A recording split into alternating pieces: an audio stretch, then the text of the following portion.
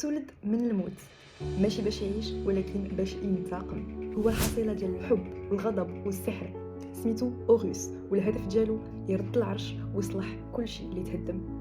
اوزيريس بات اوغوس تقطع 14 قطعه على يد الاخ ديالو سات. تفاصيل في الفيديو اللي قبل.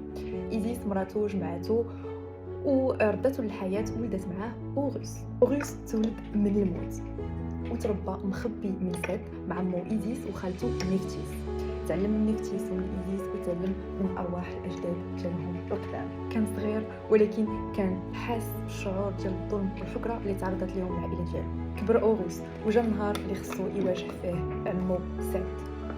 سات كان قوي وخبيث وشرير، كيحكم غير بالموس وغير بالخلعه والاضطهاد.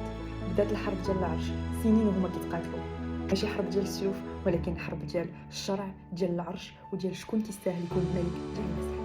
من بعد صراع طويل داروا الالهه مجلس باش يقرروا شكون اللي يروح وشكون اللي خصو يحكم مصر. كان اللي كان مع اوغوس وكان اللي خاف من سات وكان معاه غير بالخوف والاضطهاد، ولكن في الاخير اوغوس ربح وخدا العرش ديال الله. اوغوس ماشي غير ولد ملك، بل هو ولد الالم والامل. والعرش اللي خداه ماشي عرش ديال الذهب ولكن عرش ديال الحق.